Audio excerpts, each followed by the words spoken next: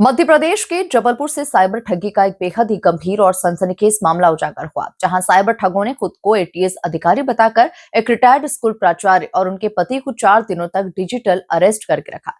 आतंकवाद और 70 करोड़ की मनी लॉन्ड्रिंग का डर दिखाकर ठगों ने दंपत्ति से निजी और बैंक संबंधी तमाम जानकारियां हासिल कर ली। देखिए खास रिपोर्ट। ये मामला जबलपुर के घमापुर इलाके का है, जहां रहने वाले एक रिटायर्ड स्कूल प्राचार्य और उनके पति को साइबर ठगों ने 4 दिन तक मानसिक रूप से बंधक बनाकर रखा। 6 दिसंबर को एक व्यक्ति ने फोन कर खुद को एटीएस अधिकारी बताया और दंपत्ति को धमकाया कि उनके संबंध एक आतंकवादी से जुड़े हैं और उनके बैंक खाते के माध्यम से 70 करोड़ रुपए की मनी लॉन्ड्रिंग की गई है। ठगों ने यह भी आरोप लगाया कि इस लेनदेन में दंपत्ति को कमीशन के तौर पर 70 लाख रुपए मिले हैं। इतना ही नहीं, उन्हें यह भी बताया गया कि उनके नाम से रजिस्टर्ड सिम कार्ड का इस्तेमाल कर देश की गोपनीय सूचनाएं विदेश भेजी जा रही है। डर और दबाव बनाकर ठगों ने दंपत्ति से उनके परिवार की जानकारी, मोबाइल फोन, आधार कार्ड, बैंक खातों और फिक्स्ड डिपॉजिट तक की पूरी डिटेल्स ले ली।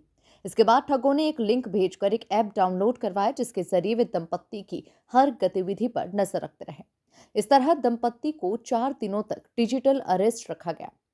मंगलवार को ठगों ने महिला को बैंक भेजा। बैंक जाते समय महिला को किसी तरह हिम्मत मिली और उन्होंने एक वकील को अपनी पूरी स्थिति की जानकारी दी। पूरा मामला ऐसा है सर कि मैं एडवोकेट हूँ और मैं नगर निगम में 33 साल as a chief law officer काम किया। रिटायर हो गया हूँ, प्राइवेट प्रैक्टिस करता हूँ। नगर निगम का स्टैंडिंग काउंसिल है। मेरी मित्र हैं जो हमारे साथ पढ़ी थी साइंस कॉलेज में, उनका नाम है अमिता गैब्रियल। वो सुबह सुबह आई रोते हुए मेरे घर पे और बताने लगी कि उनके यहाँ ये फ़ोन आया है कि एटीएस ने उनके यहाँ फ़ोन के अधिकारियों ने फ़ोन किया कि आपने मनी लॉन्ड्रिंग की है और पुलवामा का जो कांड हुआ था उसमें आपने पैसे ट्रांसफ़र किए हैं टेररिस्ट को 70 करोड़ रुपए, और उसमें से आपका जो अकाउंट है सीज किया जा रहा है और आरबीआई में आप जांच करेगी। आप लोग के लिए अरेस्ट वारंट निकाल रहे हैं और उनको डिजिटल अरेस्ट कर लिया गया। जब डिजिटल अरेस्ट करने की बात आई तो वो किसी तरीके से मेरे पास आई और उन्होंने पूरी स्टोरी मेरे को सुनाई कि हमको ऐसे इस तरीके से फ़ोन आ रहे हैं, ब्लैकमेल कर रहे हैं। तो मैंने उनको सीधा सजेस्ट किया कि अपन सबसे पहले पुलिस के पास चलते हैं, एसपी साहब के पास चलते हैं। हम लोग यहाँ आए तो सिंह साहब से हमारी मुलाकात हुई। इन्होंने भेजा साइबर क्राइम में हम मिस्टर नेगी से मिले, उनको पूरी बात बताई। उसके बाद हम सिंह साहब के पास एडिशनल एसपी साहब हैं जिन्होंने बहुत मदद की है इस प्रकरण में हम लोगों की। हम लोग के वो घर गए साथ में और साथ में वहाँ पर जो वीडियो ऑन करके रखा हुआ था उन ठग गैंग ने, उनने उसके सामने हमारे एडिशनल एसपी साहब गए। उनने पूछा कि आप बताइए आप कैसे ये कर रहे हैं और इन इनोसेंट लोगों को क्यों परेशान कर रहे हैं। और तो उनने कोई जवाब नहीं दिया और उनने मोबाइल बंद कर दिया। उसके बाद उसके पहले ये हुआ था कि 6 तारीख से इन लोग को डिजिटल अरेस्ट करके रखा था, घर में रखा गया था और उनके एक मोबाइल ऑन रखते थे जिसमें वो देखते रहते थे कि ये लोग की क्या गतिविधियां हैं और इन्हीं से इनके बच्चों की पैसे की और पूरी जानकारी लेकर इनको ब्लैकमेल कर रहे थे। 70 लाख रुपए की डिमांड की गई थी। पत्नी अमिता गैब्रियल है और मिस्टर जोसेफ गैब्रियल है। ये बाई के बगीचे में रहते हैं और हमारे परिचित भी हैं और हमारे साथ पढ़ी हुई हैं, इसलिए मेरी मित्र। मैं अनिल मिश्रा। वकील ने तुरंत पुलिस को सूचित किया। सूचना मिलते ही ASP crime branch Jitendra Singh मौके पर पहुंचे।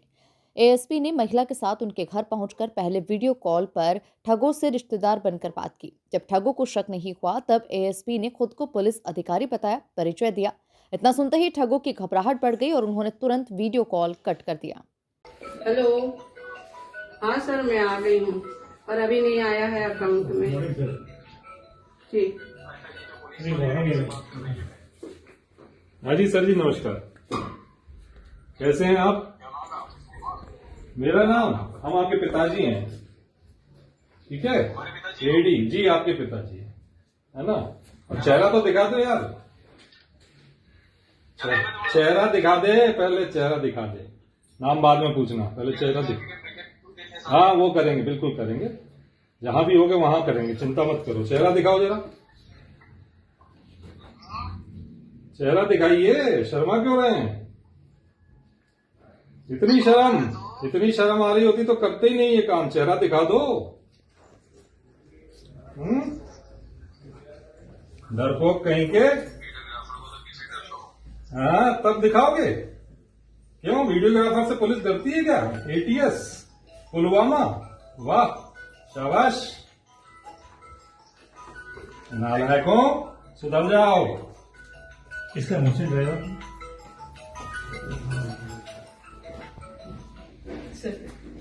Don't worry. देखिए, अभी हाल ही में साइबर सेल जबलपुर के कार्यालय में अभिभाषक सीनियर एडवोकेट हैं अनिल शुक्ला जी, वो एक अनिल मिश्रा जी, वो एक महिला के साथ उपस्थित हुए और उन्होंने बताया कि ये महिला और उनके पति जो हैं वो 6 तारीख से घर पर डिजिटल अरेस्ट पे हैं।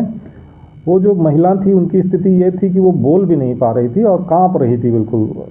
तो तत्काल जो है अनिल मिश्रा जी के साथ और उस महिला के साथ हम जो है उनके जो निवास था बाई का बगीचा में वहाँ पहुँचे।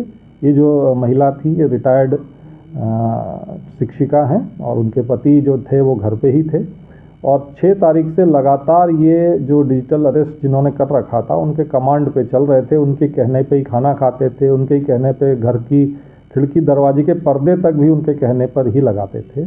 उन्होंने जो ठग थे उन्होंने अपने आप को एटीएस का अधिकारी बताया था और एक सिग्नल ऐप जो है ये डाउनलोड कराया गया उनके मोबाइल पे और उस सिग्नल ऐप पे एटीएस डिपार्टमेंट नाम का एक ग्रुप था।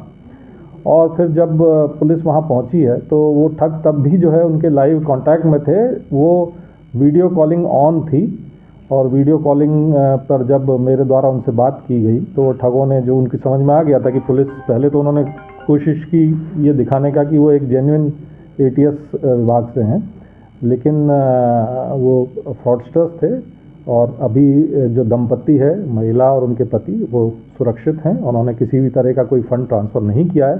हालांकि महिला जो हैं वो फंड ट्रांसफ़र के नाम से ही घर से निकली थी बैंक जाने के लिए, लेकिन उनके जो पारिवारिक मित्र हैं अनिल मिश्रा जी जो सीनियर एडवोकेट हैं, उन्होंने उनकी मदद की और वो पुलिस के पास उनको लेके आए सीधे और अभी वो सुरक्षित। तो कितने पैसों की डिमांड कर रहे थे?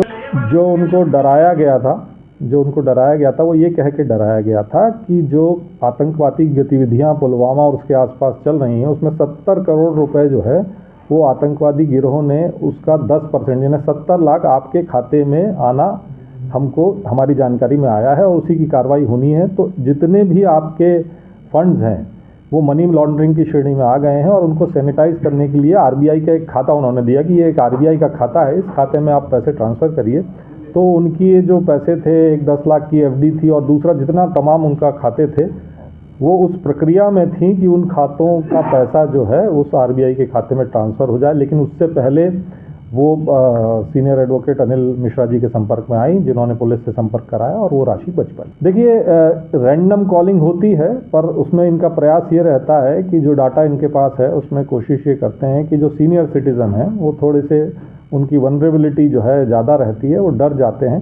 तो उसी को जो है एटीएस के नाम से, सीबीआई के नाम से, सीआईडी के नाम से, पुलिस वालों के नाम से, क्राइम ब्रांच के नाम से नाम बदल कर, पद बदल कर, पूरा सेटअप जमा कर जब वीडियो कॉलिंग करते हैं तो एक पूरा पुलिस जैसा सेटअप जो है वो दिखाते हैं, रौबदार आवाज़ दिखाने की कोशिश करते हैं। लेकिन ये ठग हैं और मेरी आपके माध्यम से सभी वरिष्ठ नागरिकों से अपील है, इनसे ना डरें और तत्काल जैसा आज इन्होंने किया है ऐसे ही तत्काल पुलिस से संपर्क करें।